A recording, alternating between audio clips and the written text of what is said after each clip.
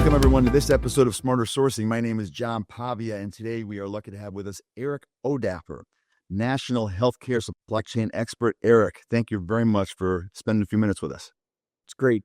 Super glad to be here, John. Looking forward to it. So, Eric, you've got a long CV here, so I am going to ask you. You've done everything in this space, but I'd love for you to take our listeners and our viewers through your journey and how you got here, and where you started, and how you got to where you are today. Yeah, well, it's pretty simple. I got lucky coming out of college. I was an English major out of college, and somebody tapped me. I wanted to be in a sales role. I'd done some business things, painting houses in college, and so I was interested in that, even though my major was English, and got hired by Baxter and just fell in love with the healthcare supply chain. What did you think you were going to do with the English? I wasn't sure. I was not. I maybe wasn't the best student that you've ever seen, but I did a lot of leadership. Were you thinking about law school? No, I very quickly realized I should be in business. I luckily got set up with a company called College Craft Painters, a couple of seniors that I knew. I went to the University of Illinois undergrad, and a couple of seniors took me under their wing and said, "Hey, you need some direction." That's effectively the way. So by the time I became a senior, I'd been going up to Chicago from 2.5 hours and painting houses, selling them on the weekends in the winter, and produced them in the summer. And so I knew I wanted to be in business, and I thought the best place to start there was sales. Interviewed with Procter & Gamble, interviewed with Baxter, and just was like, the Baxter job was entrepreneurial. It just seemed like a great thing to do. And the answer to where do you want to be in the country was wherever you send me. Wherever they sent me was Rochester, New York. And, I met some great customers up there. And would you pan anything? How high up would you guys go? Because I did the same thing. I did every kind of job you can imagine. Did you care? I had the crazy experience. These folks at that time, you could go to the University of Illinois, work for College Craft Painters in suburban Chicago, and pay your own tuition and most of your expenses. We paid our painters about $5,500 a year, and that was enough, surprisingly enough, to cover the whole thing. Because of my connection, the guy who's now the CEO of Deluxe Checks, now a payments company, was a guy named Barry McCarthy, and Barry was great and just said, "Hey, I worked for these guys as a painter, worked my way up. They need some people to do sales and produce these in the summer. You, English major, need some direction. Would you be willing to do this?" I was willing to put in the work, and I did that for 2 summers and made it took me per hour, if you will, 3 years of working outside college to make as much money as I made in those summers as a division supervisor. But I didn't paint until I was done with the 2 years and had a summer home before I started my career, and I painted my parents' house. I hired a buddy, and I actually did what the workers, I think I had a team of 20 people at one time, 4 teams of 5, and, kind of learned it from there. But I learned it like through training, and then got kind of thrown into the wolves. I viewed myself as like a second lieutenant, in war. I didn't have any credibility.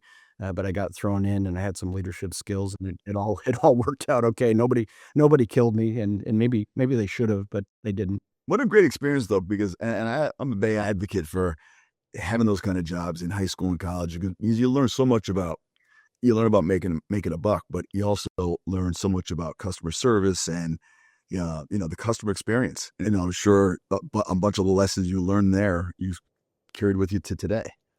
Yeah, it was a great experience. And to answer the question, how high did they go? Houses in Hinsdale, Illinois, and LaGrange, 3 stories up on a Stinson plank between two ladders. It was. I was nervous for everybody that was up there, but was not climbing up there myself at the time. That's why I asked the question, because I worked climbing roofs into college, and that you had to climb whatever it was, you had to get up there, and man, it was frightening sometimes. But anyway, okay, so let's go to Baxter, because I do want to, like most people I speak to in this show, they weren't sitting in university or college saying to themselves, "Man, I can't wait to get into supply chain management," and they usually fall into it. So you go to Baxter, and then take us from there. Yeah, so Baxter at that time, American Hospital Supply, had a terrific culture of, both camaraderie, working hard for the customer, and promotion. So it was a great place to be a young person.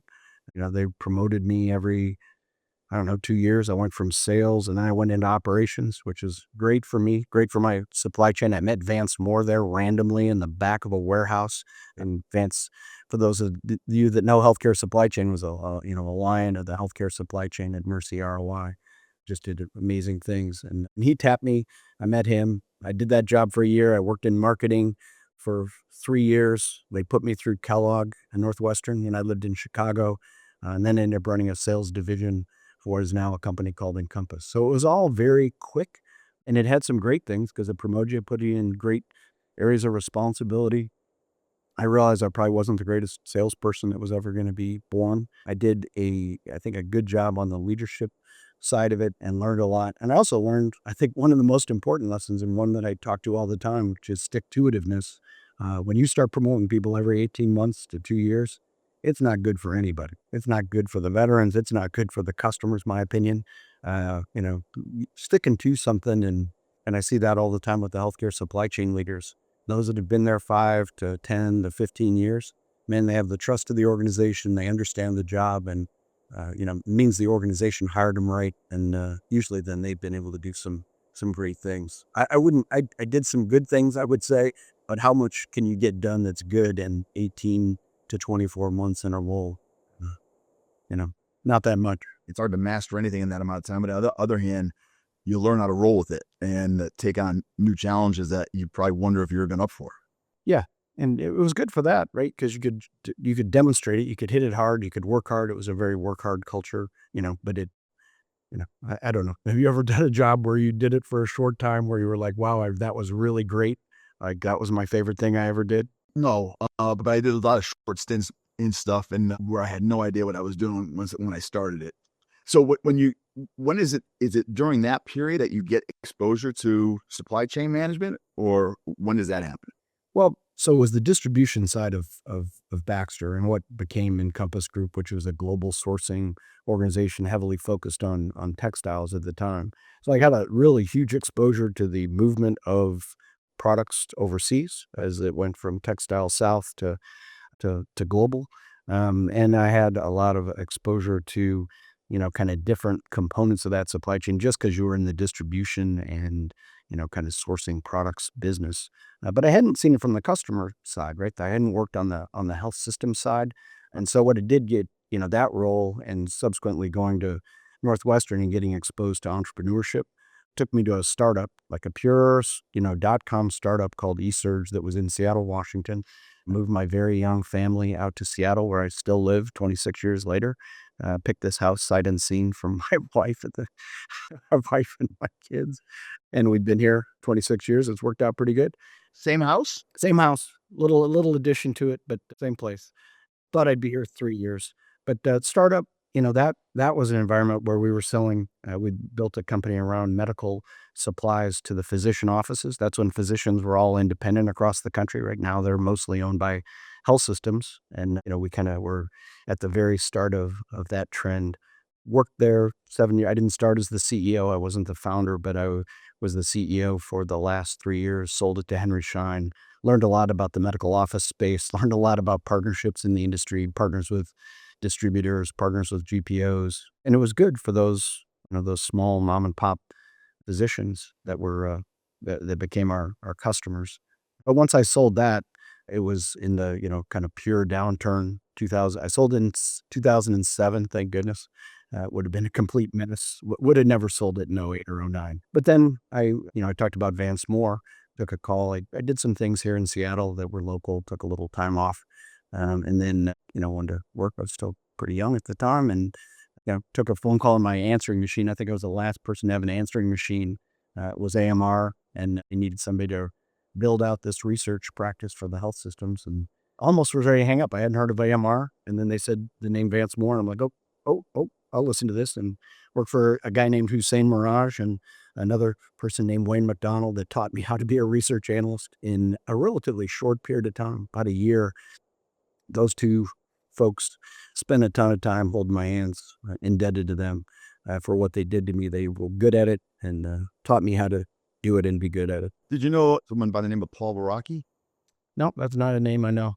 Okay, he was one of the PE guys that was involved in rolling up the ambulance companies into the AMR.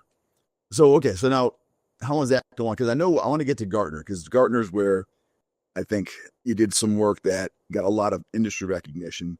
And so I was curious, when did you go to Gartner after this, or? Yeah, so AMR became Gartner. They were the first acquisition. Gartner was this IT research firm predominantly.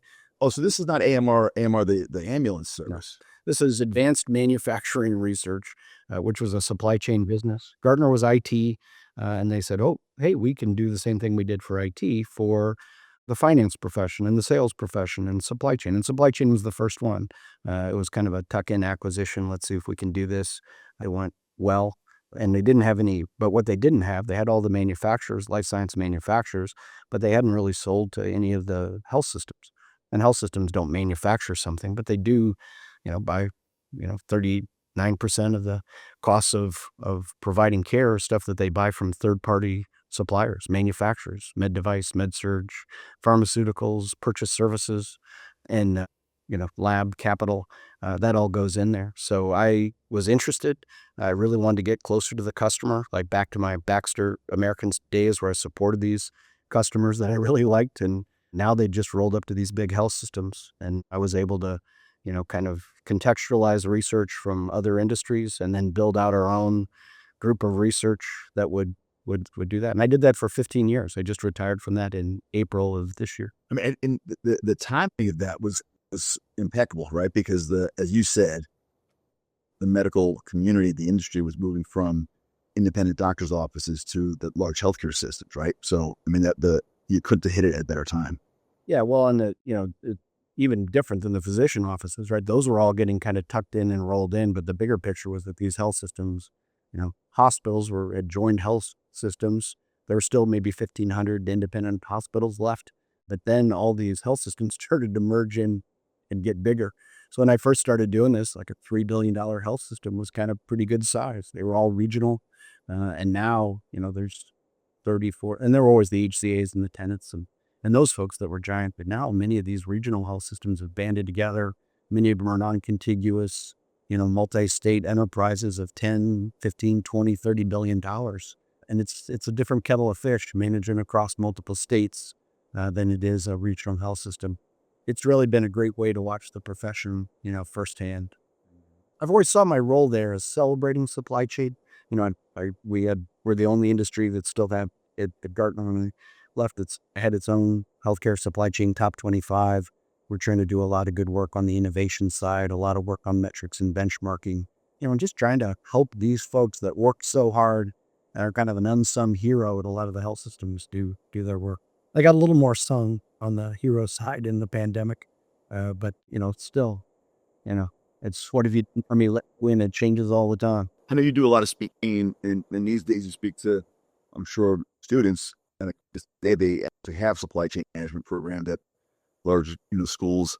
When someone asks you the question, so what's unique about healthcare supply chain management versus other industries? And you want to give them advice about, look, if you think you might want to go into healthcare supply chain management, here's some unique aspects to it that you have to think about, because, I'm sure I'll let you fill in the blank. There's some aspects to it that probably are well suited for people who like whatever you're going to tell us versus some other industry in supply chain management. Yeah, and it's one word. To me, it's pretty simple. It's service. I find that the people who want to do and excel and I don't know, get the fever for healthcare supply chain, for lack of a better word, have a service mentality. They go, "Hey, I want to be part of something that is different. That's helping provide care. That's supporting it." Some of the health systems refer to it as, filling the hands that heal. There's a real clinical aspect to this if you do it right, creating time for clinicians to do their job better by having the product in the right place, right time, helping them select the most efficacious product, in some cases through value analysis. The best folks at doing this are really aligned to, the clinical outcome that their systems are delivering. It's not just an operational job. So you've got to have somebody who's kind of got a little bit of a mission in them. It's not yet the highest paid job in the world, but I'd also claim it at the top of some of these organizations that look at it and recognize that there's 40% of their budget tied there. They are willing to pay these jobs, and it can be a lucrative, very lucrative career for some folks, and certainly an engaging career for people. So we're always trying to, and there's organizations now that have done great jobs with their intern programs. I take my hat off to them because it's so hard to So hard to do. When you're at a dinner party, do people think you're a doctor sometimes? 'Cause you can talk the medical game pretty well. And remember years ago, when I was a litigator and I did some men malfeasance, if I was working on a couple of cases I did work on, in the middle of it, I remember people, you get so immersed in it that you start sounding like, well, you must be a doctor. So that must have happened to you. Most people think I'm an accountant, bald, bespectacled. So I get accountant way more than I get doctor. And, then I say supply chain, my kids, adult kids now, find healthcare supply chain hilarious. But no, I don't, my medical knowledge goes pretty short. So I'm more healthcare supply chain strategy and, trying to support those folks than anything. But, some of the people that I love the most in the industry are the people that lead value analysis, how you listen to a clinical end user, help them set specifications for a product or a service. And some of the folks that I've gotten a chance to work with that come with clinical backgrounds, Teresa Dale at Vanderbilt, Roz Parsons before she retired at Orlando Health became, some great friends of mine, and they have, clinical backgrounds and are, trying to do it from that angle. And there's many more that have come from that and, found themselves in supply chain from a clinical background. And, many of them really like it. It takes a special cat, but the people that land in healthcare supply chain, come from multiple paths like you recognize, but, they have some common denominators. Such as, Caring, a sense of caring, and they gotta be a little dorky. It's a profession that lends itself towards, I call it, the Thomas the Tank Engine syndrome. They wanna be, helpful. They wanna be so people that wanna be helpful, that wanna serve people, lots of times people that can, get their own ego out of the side, to be able to particularly those that work with surgeons, that can be an ego-driven group, and, you've gotta think about your strategy of listening to those stakeholders and, helping them get something collectively that as an individual they might not be able to get, and educating up through the organization, right? I talk to the chief supply chain officers all the time. We've been working hard to get people elevated to the chief role, but I say, really, you're CEO of supply chain, right? CEO job isn't an operator job. CEO job is a getting resources to deliver on a mission job. And that's how I think the best of these folks think about it is, I'm the CEO of supply chain. How do I get the resources for us to deliver? And those resources and what they mean have changed greatly in the last 15 years. It's been really, I don't know, gratifying to see it and still changing. so I want to get to those in a second, but I want to hear about your three true norths. Because I've heard you reference this before, and I think service is one of them. Tell us your three true norths. Yeah, well, service, you get old, and I'm not young. I'm like this is whatever Warren Buffett calls it, the late innings. I'm in the late innings of this. So you think about it. I retired from Gartner. Had my reason to do that. Right thing to do. And my choice on that side. And then I thought, oh, I'll retire and it'll be fine. But then people came to me and said, "Whoa, you're retiring. Will you do this?" And I talked to some really wise folks that had come before me that had done this. And by the way, I had counseled probably 50 people not to do what I did, which is, put your name on an advisory company and go do it. I'm like, listen, this is harder than you think. Luckily for me, it was easier, but it forced my true north because then you go, okay, well, what do I want to do? And I don't want to just do random things like I will. The service driven thing kind of layers on top of it. It's the top thing. But then you go, okay, well, how can I best serve this industry that I've put my career toward? And where could I make an impact and effectively, kind of where am I going to place some bets with some organizations that I think can bring value? And it really led me to three areas. One is the thesis that we should be doubling our investment in technology, AI specifically, and analytics staff at the health system. We're woefully underinvested compared to other industries. We should be doubling it. We should be leaning into these entrepreneurial companies that are trying to support healthcare supply chain. So that was one of the companies that I'm supporting. Another one was this area of indirect spend. And, I've been writing about it. I wrote about it for 15 years, kind of got better in little pockets. It's still the hardest area, 800 different services, things that don't come in a box that have highly variable utilization, highly variable service levels from the vendors that support it. How do you get better at doing that? And so that was a key area because all these health systems are under massive financial pressure, the big beautiful bill it's going to make it worse. So so you're left with that. And then the last thing, I put a lot of effort into helping health systems define what good looks like, and hey, how am I doing compared to my peers at the end of it, both from a qualitative standpoint, like behaviors, capabilities, and from a pure metrics capability. And because these health systems miscount supply chain all the time, I'm putting my eggs in that basket to help a ecosystem company that has a lot of customers and has a lot of data galvanize that data in something that can be used for their members. So I'm just convinced, having been where I was and what I've done, that you've got to have unfettered access to the data to get, to a definitive, hey, you are better, or here's how you rank. That would then let you go, okay, now where do I go mine gold? Because I'm not doing it as well as somebody else. So it's still a need in the industry, and one that I'm enthusiastic about. So it's it's a tricky one. So it was pretty easy, because then it was kind of sifted the things that came in front of me in terms of those. And I guess if I stop doing those, then I'll figure out, okay, how do I support somebody else that can do this or advance it, or it can't be advanced. So I want to come back to how you measure success and some mistakes that you've made over the years, or that you see others make, and measuring things that maybe they're putting too much importance on, or measuring it the wrong way. But I want to go back to something you said about on the indirect side as an area that sometimes gets ignored, but it's just it's a huge area of spend. And I know you spent a long time at Gartner looking at technology, looking at data on this very issue. So just go back to that for a second. Why does indirect spend why is it sort of the redheaded stepchild of, sourcing, procurement, supply chain management?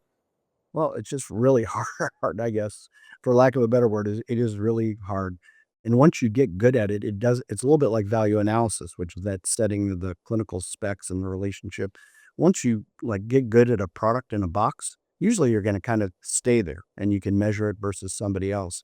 This service component, like getting to know definitively how good you are, is this combination of service and utilization and price at the pump. So it doesn't kind of fit into the traditional GPO models, and they've tried to get better with platforms, but I've become convinced that it's not a platform, it's a process and a dedication into sustaining those resources in it. And most organizations, if somebody gets really good at the purchase services component, that means they're really good at sourcing, and that usually means that they're going to get elevated. They're going to move up in their own organization and out of the direct day-to-day management, and so you lose that intelligence, or they get good and they go somewhere else. And so I don't know. It's just lend me back to it to go, this isn't as much a technology issue as it is a process issue. So it lends itself to a process that involves people and technology in combination, and some way to connect it and sustain it, all the way back through sourcing. And when you got 800 categories, most of these health systems, like if I look at the average $3 billion health system, they might have two or three people doing purchase services. It's a 1 to $250 million ratio across hundreds of categories. It's just too much to expect from any person. And then if you have transition, you lose that connection and that knowledge. So somehow you've got to figure out a way to keep that knowledge and that process intact. And, there's been a few systems that have invested heavily. There was a large system national company that has 60 people do purchase services, indirect spend. That's getting to the ratio that I think is, kind of 1 to $50, $60 million in spend across 20 or 30 vendors. That's something that a person can handle.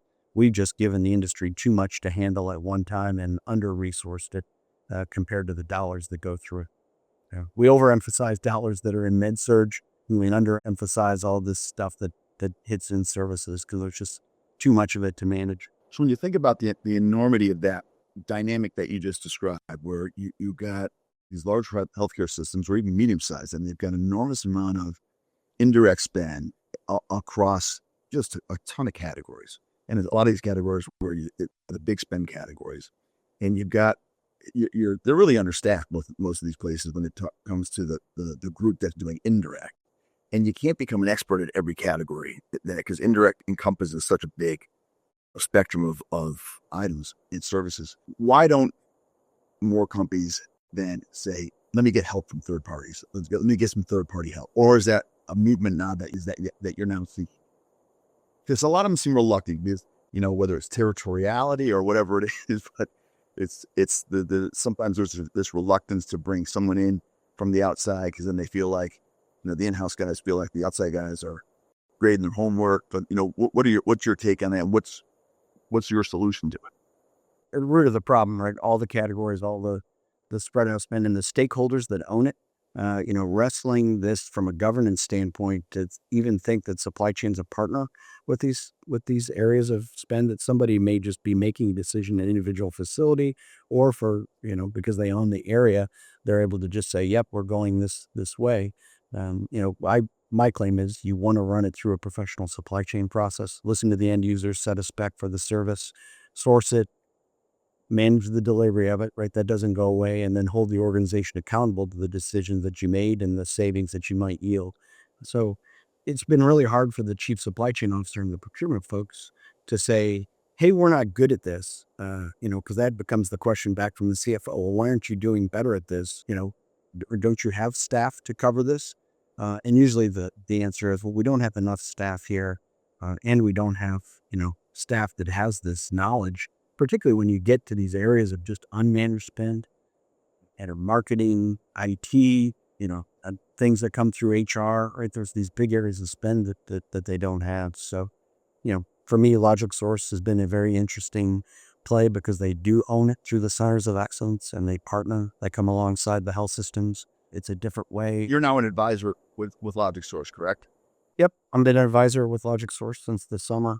And I watched a lot of the solutions, and I'm a cheerleader for all solutions. Okay, anybody that's putting effort, their own effort or external effort into this, I'm for it and a cheerleader. But I look at it and I go, hey, Logic Source has got an interesting piece on two fronts. One is they've got these center of excellences that are in play, and they keep and sustain this knowledge. That's their full-time business. So they're going to keep doing this, and they can help you and your staff go after it. And they come with this outside industry perspective. So even when we have gotten it in healthcare to go, okay, are we getting, the right price? Are we paying right for these big categories of services? We're comparing it health system to health system. And Logic Sources come in like a little bit of a breath of fresh air, from outside, and going, well, hey, our early findings are that in many of these categories, healthcare is paying a premium, and so there may be kind of dual level savings. And in general, and I have the same feeling for technology businesses. These technology businesses and new service entrants that are saying, hey, healthcare provider supply chain is important to us. As an industry, we've kind of pushed them off. My part of my true north is we should be leaning in to anybody that is putting focused effort in the healthcare supply chain, because there just aren't that many companies that are doing it, and we as an industry haven't made it easy. And I feel like we should be investing more and trying things that might have a chance to work. We've tried things that haven't worked for a long time, and some of these new entrants are pretty interesting. So let's talk about data and measuring effectiveness and success especially in healthcare, supply chain management, sourcing, procurement. Give us your view on what's being done right these days, and a change, the better that you've seen, and some things that remain still to this day where you think the industry sort of needs to get smarter about how they're measuring something that maybe they're measuring it wrong, or they're putting too much importance on it. Yeah. So measuring it the same, and this is, this has been a problem for a long time. But health systems measure it, and the GPOs, group purchasing organizations, have kind of conspired to letting the health systems measure it with the data that they submit. And there's lots of incentives to I don't know. I won't say to not get it right by the health systems, but if you can be lower, it's always better to be lower. And so there's high variability, and most folks don't have a fully loaded supply chain of everything that they buy from a third party that's variable expense utilization is their definition of supply chain. So we know multiple industry studies, including Gartner's, where they've been public about it, put this between 35 and 40% of the operating expenses of a health system is tied to med surg, med device, pharma, lab, purchase services, capital equipment. That's what the budget is. Most of the reports that are coming out of group purchasing organizations target people and go, you should be in the high teens. It's impossible in the math problem to be there, and it's just systematically undercounted. And they're undercounted in different areas. So first off, we've got to get the numerator right, and include everything in there, and including the operating costs to run supply chain. It's lower than most people think. And so, there could be investment in people and technology in supply chain that could leverage this, large number, of all the spend that we have with the vendors, the suppliers, down.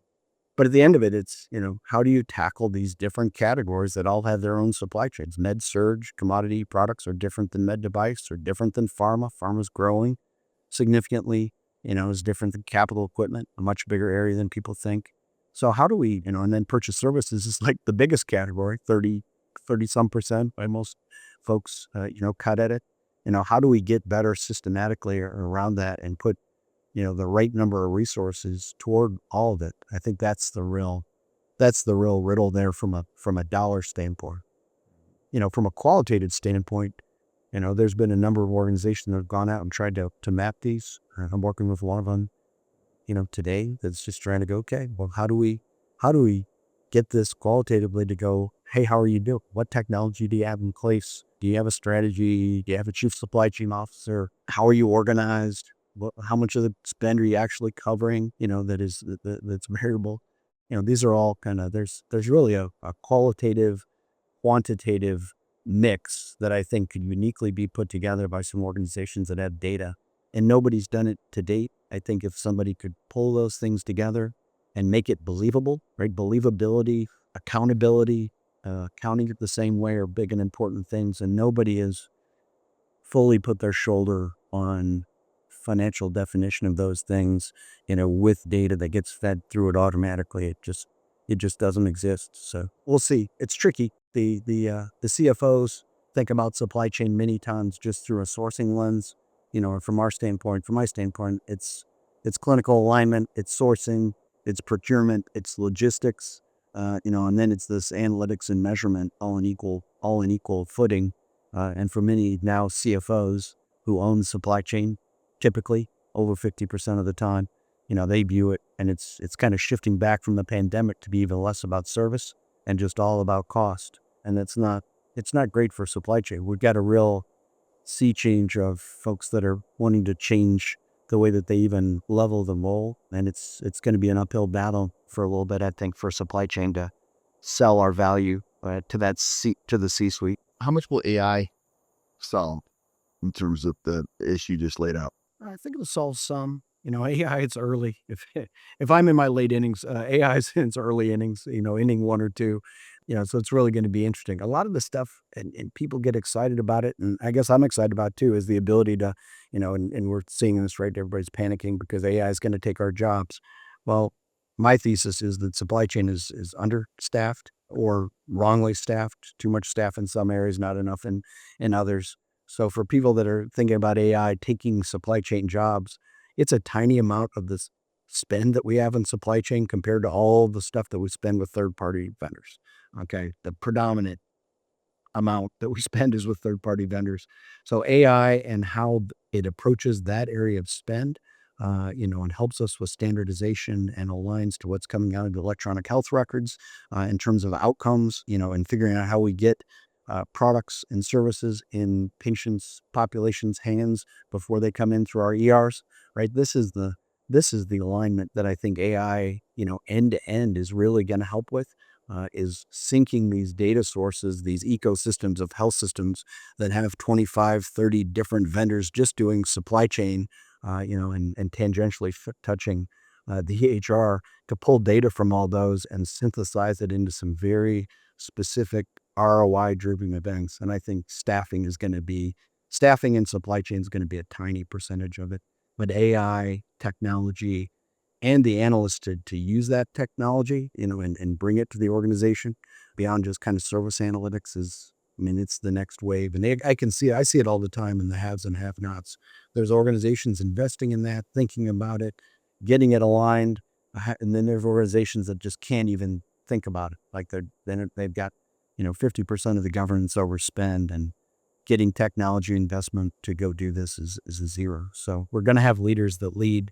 And the great thing about healthcare is that we share it. And, those folks are willing to share and lead and help bring other people along. And I think it's going to be, it's going to still be what it is. It's going to be less about building a warehouse and, having good value analysis. And it's going to be more about how do we synthesize this data and show value with supply chain to many times the C-suite that doesn't understand it. That's going to have to be the way that it goes. We're running out of time, but I have to ask this question. So when you are speaking to, younger people who are just getting into it, whether they're still in school, you ever talk about the importance of, because you spent time, you got sheep dipped in learning how to look at data and data analytics. You mentioned before, you learned it pretty quick. It was something you hadn't done before. Do you often preach the younger folks to spend some time learning, and maybe not become experts in data analytics, but at least learn the basics of interpreting data? Because to a lot of people through this program, and learning how to analyze data wasn't something that rolled off people's tongues, that when they were giving me advice or maybe you advice when we're coming out of school, hey, data is going to be really important. You learn how to interpret data and data analytics. Do you spend a lot of time talking about that to folks getting into this field? Well, I can speak to my 3 kids who all have data and analytics components of what they do, and they weren't necessarily like pure data and analytics majors in what they did, but they all, and their universities all offered these, called kind of a cognate, and they all went down, kind of that path. As I think about supply chain people, the number one thing I tell them is, get smart about this. If you can get it as part of your education, great. There's also a number of great certificate programs that you can go back and get education that's outside the university. I had a nephew that's gone down and done that as part of his path to open up new career avenues.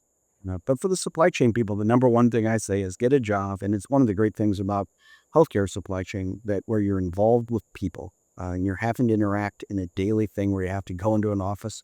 I really am, I'm not concerned about the new generation. I look at them and I go, man, these folks are great. They're so far advanced from where I was in the way that they think about life and the way that they think about their career and skills. But in some cases, sitting in your house doesn't give you the interactions that were just part of careers for people like you and I, where there was no other option except to be, working with people, interacting, having to deal with that. So I like folks in their early career to have a hands-on job, and healthcare supply chain at the providers is almost always can be that, depending on where you're working. And then, having that backdrop, or at least some understanding of it, as a practitioner. I don't think you have to be a data scientist, but I think being a active practitioner and advocate for it is, key to most of these folks' success. Well, Eric, thank you so much for your time today. I really appreciate you spending a few minutes with us. Yeah. Well, thank you, John. And can I give one plug on here? Sure. So, I'm going to be doing this podcast, and you've been doing smarter sourcing, and I'm going to have smarter sourcing healthcare supply chain leaders.